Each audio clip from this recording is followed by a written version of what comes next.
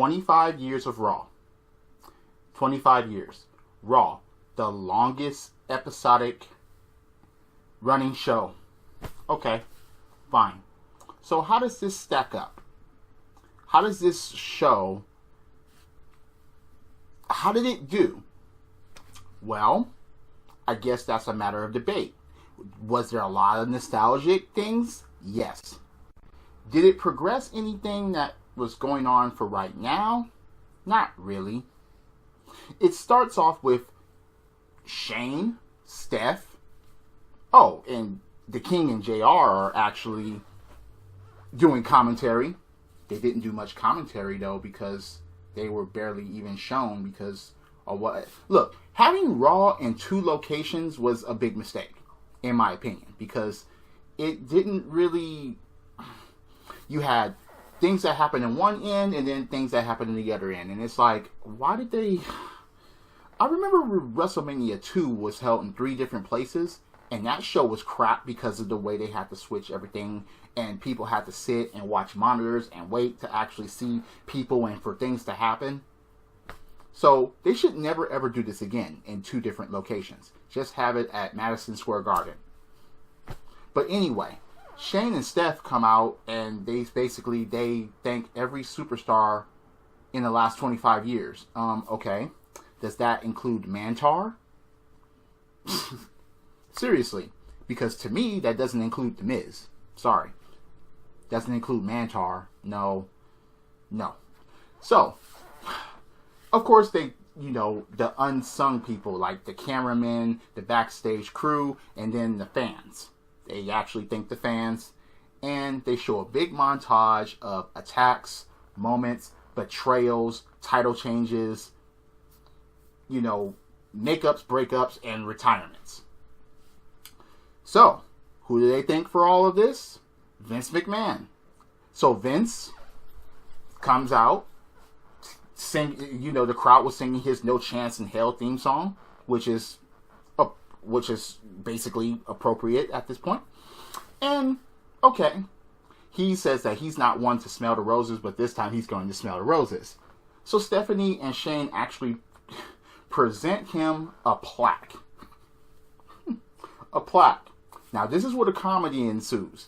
Because Vince is like, okay, for all this, a plaque? Just a plaque? So, apparently, Shane and Steph had a GoFundMe account, but that's how they got this plaque made and everything like that. And they said they didn't get enough money. Yeah, like this cheap plaque. And Vince just basically goes off. He's like, you know what plaque is? You know what plaque is? That's what's in everybody's teeth. And I'm like, okay, fine. We know where this is going.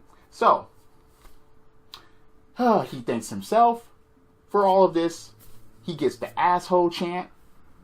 And then, Stone Cold. Okay. He hits the ring. He gets on the turnbuckles. And he's flipping everybody off. And you can see the camera zoom out of the middle fingers every time you put them up.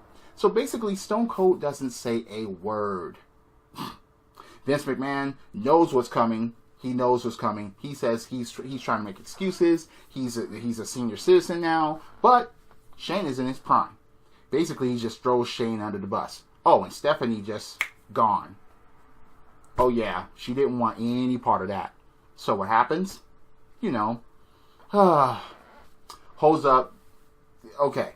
Austin holds up the arm of Shane McMahon. Stunner.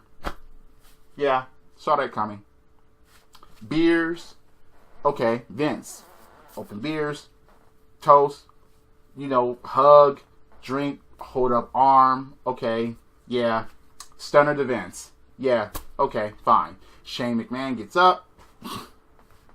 Beer. Stunner to Shane again. So 2 stunners to Shane, and it's like, oh, okay, yeah, you're going to hit the nostalgic thing at the beginning of the show. Okay. That's fine. That's what this show is for. 25 years of Raw. You're going to celebrate and bring back all the things that was good about Raw, but you won't actually maintain that. So that's the part I didn't understand. You're going to have everything that people want in one fucking show celebrating its anniversary, but then you won't keep that format. So, you get a big 4 women tag team match, and, 8 women tag team match, and it's like, okay. Long story short, the faces win. Mickey, Asuka. Okay. Now, they actually remembered that there was a Royal Rumble coming this Sunday. So, when Bayley, Asuka, Sasha, and Mickey actually win the match, then Asuka starts clearing the ring, throwing ladies over the top rope, and she stands alone. And it's like, okay, yeah, all right, we remember the Royal Rumble, yay! So, Kurt Angle doesn't want any chaos. Okay, fine. So he's talking to a referee, and I'm like, what the fuck is a referee going to do in this situation? When he's talking about Kane, Brock Lesnar, and Braun Strowman. Yeah, okay. So, the coach actually walks in. The coach. Harvey Whippleman walks in. The Brooklyn Brawler walks in. Teddy Long walks in. Hall of Famer. Brother Love is, okay. Brother Love for Hall of Fame, okay? He had one of the best shows in wrestling. He did. Sorry. Bruce Pritchard, Brother Love. Yeah, he walks in. And then, Boogeyman walks in with worms. He didn't talk. Things didn't go dark. His music didn't play. That would have added to it, but nevertheless, the Boogeyman was there with his trademark worms and eating them, and he handed some to Coach. Okay, that's fine. Undertaker. Okay, basically, there's a tribute to him, and he comes out and he says that he's buried them all. He talks about, Stone Cold, and, he talks about his own brother Kane, and, okay, you buried everyone except for Roman Reigns. Yeah, WWE really, fucked us with that one. And he basically says that everyone now has to rest in peace. And I'm like, okay, did you just announce your retirement? You still weren't clear. So he shows up. And that was the thing about, the lights didn't even go out. He just walks out. And it's like, damn, he didn't even get an Undertaker entrance. And I think he was wearing a wig. But anyway. So, the APA in backstage playing poker with Heath Slater and Rhino and the $1 Million Man walks in with this. Yes, yes, and more yes, the $1 Million belt. So he proceeds to sit down and play poker with him. So, past general managers, John Laurinaitis, William Regal, Eric Bischoff, and a special guest, Daniel Bryan. They get the whole yes chant and the yes treatment. From yes to no. Jizz comes out with the Jizz Taraj. And I'm just like, oh God. Comes out, stares down with Daniel Bryan, backs off of Daniel Bryan because he still knows that even with Daniel Bryan's injuries and, stuff like that, Daniel would still whoop that ass. Period. So, him against Roman Reigns for the Intercontinental Championship. Now look, I said that I didn't want the Jizz winning the Intercontinental Championship, but it's more than just the Jizz having it. It's Roman Reigns not having it, because now this frees him up for the Universal Championship. So those of you that cheered Roman Reigns when he lost, guess what's coming? Fuck you from WWE, a dick in your ass, and him having the Universal Championship because you didn't want him to keep it from The Miz. The Intercontinental. Anyway, it took the Jizz Taraj, who were basically thrown out but still remained anyway. It took the Jizz crew an exposed turnbuckle, 2 dick-licking finalies. Garbage. So now, The Miz will sit on this. He will sit on the Intercontinental Championship. Why? Because he's a pussy. Pussy, pussy, pussy, pussy, pussy, pussy, pussy, pussy. So, Jeff Hardy, the Usos, and MVP joined the poker game with the APA, Heath Slater, Rhino, and the $1 Million Man. And Heath Slater can't catch a break. The return of MVP. Damn it. Wish it was in the ring, but oh well. So, Christian has the Peep Show. The return of the Peep Show. And Edge couldn't be there because he had prior commitments. So, the Peep Show. That's fine. With Jason Jordan and Seth Rollins. So basically, Jason Jordan ruins everything. Goes on the Peep Show. And it's just like, oh God. Every time Jordan wants to speak, he's getting booed. He's getting booed. He's getting booed. And it actually turns to hilarity because he's trying to speak for Seth Rollins and he's just getting booed, booed, booed, booed out of the building. Out comes the Bar. Now, the funniest thing, the Bar said that, you go, okay, the Legends are here and they want us to win on Sunday because we don't set the bar. We are the bar. And they start singing You Suck via Kurt Angle's theme song to Jason Jordan because they think that he sucks. And the crowd starts going along with it. And next thing you know, things break down. Jason Jordan attacks. Seth Rollins actually gets into the act. Dives through the fucking middle ropes. And okay. And when he tries to go to the top rope and goes for the knee, he accidentally hits Jason Jordan with it. So, okay, they're trying to play the whole lack of communication thing with Seth Rollins, you know, an architect of the Shield, and Jason Jordan, who has been a former tag team champion and is a current tag team champion. Okay. I don't see how that makes any sense. I just don't. It's just ridiculous. But it was funny. The Bar singing You Suck. That was absolutely hilarious. I think that was. So, Alexa. Okay, will she be the champ at WrestleMania? Will she make it there? She takes exception to that when she was asked. But then Charlotte comes out and she's like, the only reason why she's champion is because Charlotte is on SmackDown. That could be true. And she actually says, to beat a woman, you got to beat the woman. And that wasn't accomplished at Survivor Series. So, yeah, Charlotte is still the woman. And then Ric Flair makes an appearance himself. Oh, wow. Yeah. Woo! Rick. Damn it. So, yeah, to beat a woman, you got to beat the woman. So, do that, Alexa. Beat Charlotte Flair, if you can. So, Titus O'Neil, Apollo Crews, join the whole poker match, and Heath Slater just keeps losing. He just can't catch a break. Bray Wyatt versus Matt Hardy, I thought they were going to hold off on this. But they had a one-on-one match, and Bray Wyatt actually wins. It was kind of like a squash match, if you ask me. Oh well. Is this feud over?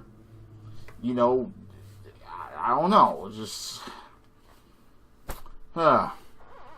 So, they bring out some of the greatest women to perform in the last 25 years. Okay. The Bella Twins, some of the greatest. Maryse. No. Sorry. She wasn't great in the ring. And the only reason why her husband is getting any play, you realize that she was Divas champion before he became WWE champion. I wonder why. Yeah. She did some favors in order for him to get that. But then, okay, Kelly, some of the greatest in the last 25 years. Kelly? Lillian Garcia, okay, she was a good announcer, but she wasn't a wrestler. Jacqueline, okay, fine. Tori Wilson? Michelle McCool. Yes. Terry Runnels? Maria. Now, at least Maria knows who's the father of her baby, unlike Maryse. And then Trish Stratus. Okay. So, no Victoria, no Candice Michelle, no Melina. Okay. No Jazz. Alright. Fine. Elias. Walking backstage with a scarf, he bumps into Chris Jericho. Chris Jericho basically sings that Elias is a stupid idiot, and he makes the list. Actually, he thought he was gonna be kidding, and he's like, "No, I'm not kidding. Make the list.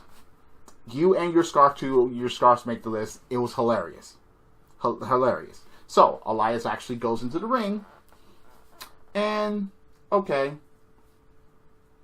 Now look, who wants to walk with Elias? Okay, yeah, WWE stands for Walk with Elias. You need to do more convincing of us of that, please. And yeah, you get a stupid idiot chant. Oh yeah, who wants to walk with Elias? Not Jericho. Okay, fine. Jimmy Fallon is in the audience. Maybe he's going to be one of the celebrities at WrestleMania this year. Who knows? I'm not sure if he's actually going to be a celebrity in a match, but who knows?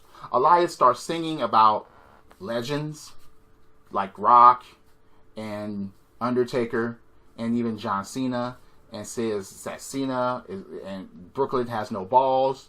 So, out comes Cena, and Elias is like, people didn't come to see you, they came here to see me. You know, you ruined it.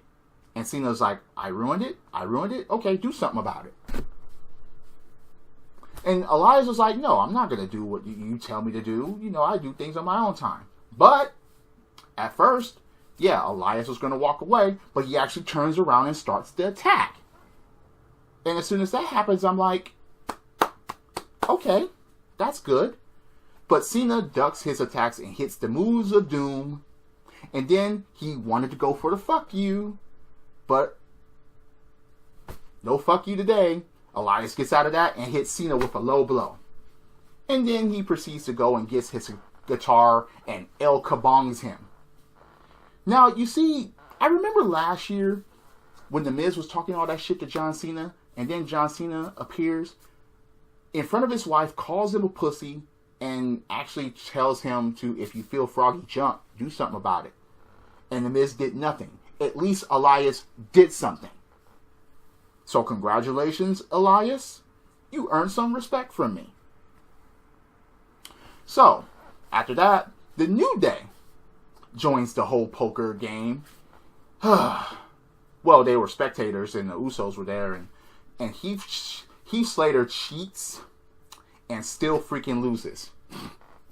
Because the $1 Million Man had a royal flush. And of course, the man himself, Ron Simmons. Damn! Yeah, but I mean, an argument so there was like, look, we don't settle things back here, we settle it in the ring. So apparently Heath Slater and Rhino are going to be doing some shit in the ring later. Okay, that's fine. So, an interesting segment with Mark Henry walking in the back, and he bumps into the Godfather with a woman there. And, okay, and Godfather was like, yeah. Okay, Mark Henry was actually known as Sexual Chocolate, and yeah, Mark Henry's like, look, that was a long time ago. I grew up, and the Godfather introduces this woman who Mark Henry tries to hit on, and Godfather's like, hey, wait, this is my wife. That didn't go over well with the crowd, and he's like, yeah, we grew up. Okay, that's fine, yeah, because they were like, hey, you haven't changed. No, I guess that closes that. Godfather is in the Hall of Fame already, so, oh well, fine. So, Heath Slater and Rhino goes against Titus O'Neil and Apollo Crews. That ends in a freaking no contest. Why the fuck would it end in a no contest? So then the Dudley Boys come out, and okay, basically Heath Slater gets thrown to the wolves. He gets the what's up, and he gets a 3D to a table. Okay, that's fine. All right. So AJ Styles gets an interview, but instead of the interview that was there, he wants to be interviewed by Mean Gene, and he actually goes, you know something, Mean Gene? He said that he always wanted to say that. Ha! Fun. Then he talks about Cammy.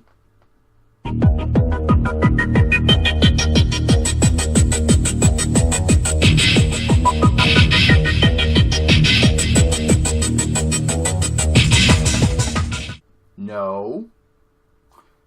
Kevin Owens and Sami Zayn. Okay, yeah, alright, fine. Because they talk about the upcoming Royal Rumble and the upcoming Royal Rumble match and everything like that, so, okay.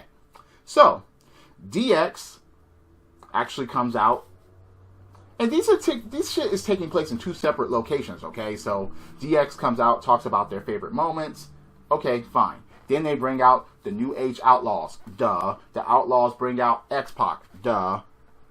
X-Pac was like, you can't have a party without the bad guy. Okay.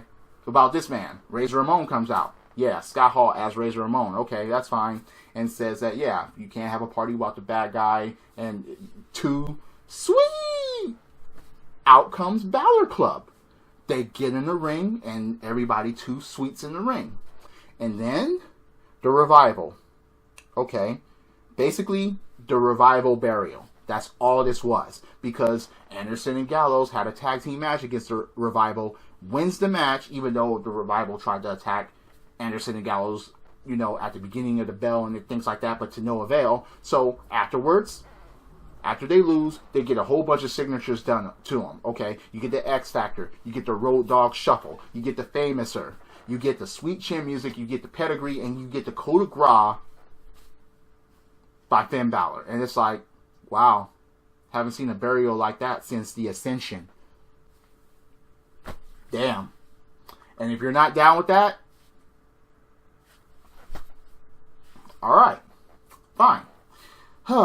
So, Kurt Angle comes out with Legends in mid-card and below that circles the ring to try to handle Strowman, Kane, and Brock Lesnar. I hate when they do this. I hate when they think that the lower tier is going to actually do something, which they didn't, pretty much. So, what happens? Brock Lesnar actually takes care of Kane. F5 tries to take care of Strowman, but Strowman takes care of Lesnar. Goes into the barricade outside the ring and power slams him through the announce table outside of the ring. And that's how Raw ends. Okay. Alright. So, the 25th anniversary of Raw ends like that. Yeah, just damn shame, really. Besides all the nostalgia and the nostalgic things, wasn't really a good Raw. I'm sorry. The matches were mediocre at best. And then you had the two separate location thing that didn't really match up.